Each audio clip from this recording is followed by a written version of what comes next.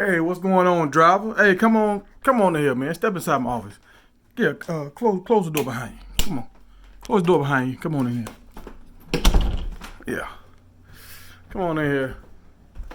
Take a seat. Take a seat. I talked to a driver the other day. My man James out of Atlanta. He's an owner op for Snyder. He didn't sign on with me. He just from Atlanta. He a Georgia boy like me. He saw my videos and he was like, man, that dude pretty cool. So I'm gonna rock with him. James called me. What's going on? What happened? Dang, man, I wanna sit down. I don't wanna stand up the whole time. Here we go. All right, we do that. I've been outside. It's been hot, y'all. Oh, hold on. I need me a cup. Y'all know how it is. I gotta get me a cup, man.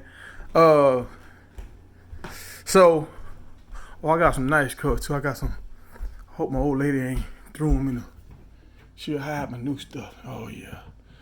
I don't know where's it. Oh, there we go. Here we go. I got one of these. Got one of these boys right here. They look good. I like how they look. So all right. So come on in here. Come on in here and sit down. Like I told y'all, I was talking to my man James, and he was talking about the main reasons why a lot of drivers over here fail at being a lease owner operator, but especially at Schneider, because some places are not, all trucking companies are not created equal, especially for lease drivers. My man James, he was hitting on some things, and I said, man, look, because I deal with a lot of drivers. He don't deal with drivers like me. And if you want to get in contact with me, call me at 305, this is my business line, 305-907-7989. That's 305, the 907-7989.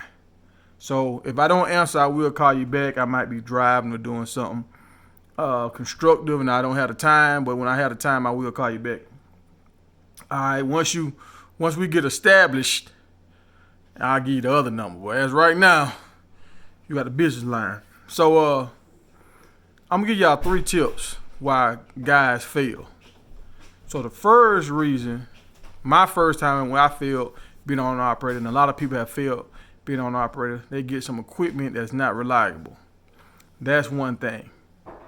So if you starting out with old equipment, when I'm saying old equipment, I'm talking about 300, 400 something plus thousand miles on it.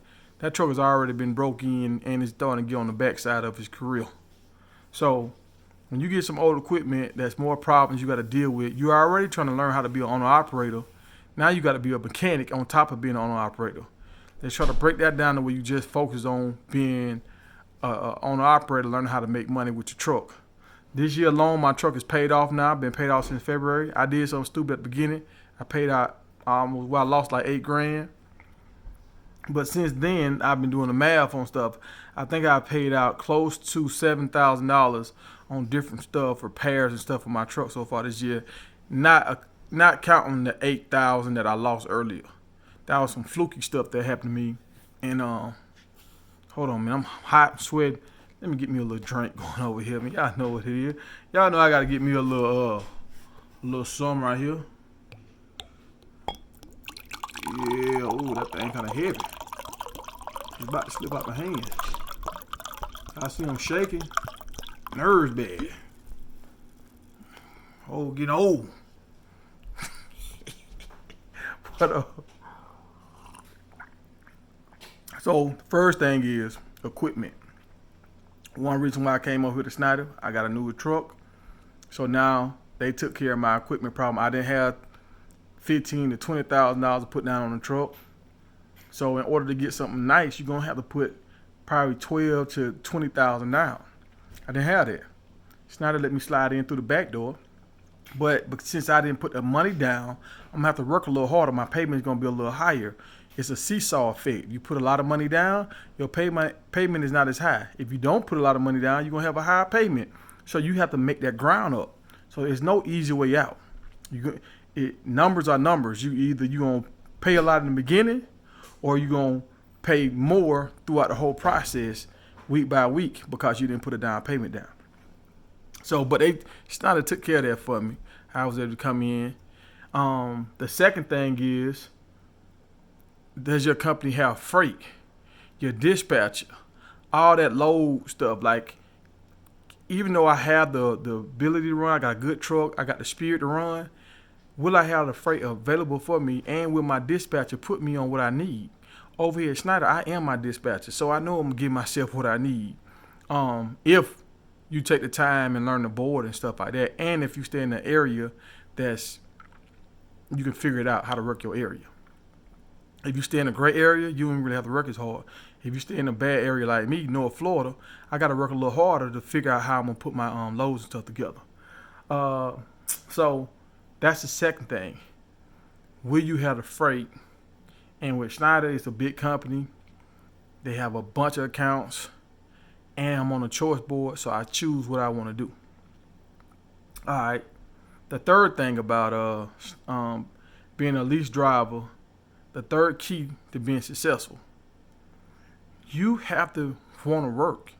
You have to have the ability to work. Some people don't have the ability. Some people want to work, but their body won't allow them to work.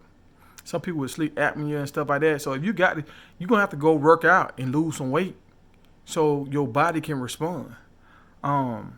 Like, if y'all see me, I'm always working out, trying to stay in shape because I don't want to fall into that sleep apnea thing. Now I got to carry this machine around with me, doing all this extra stuff. Nah, man, I'm going to stop eating all this foolishness. I'm going to work out. I'm going to try to do work in the yard and stuff to sweat so I can stay slim and in shape. So that's part of me working out. That's part of my career. Like, that's part of me being able to be a successful lease driver. That stuff goes hand in hand. Yeah, you got some big guys that, man, forget that, I can still run. Yeah, you can.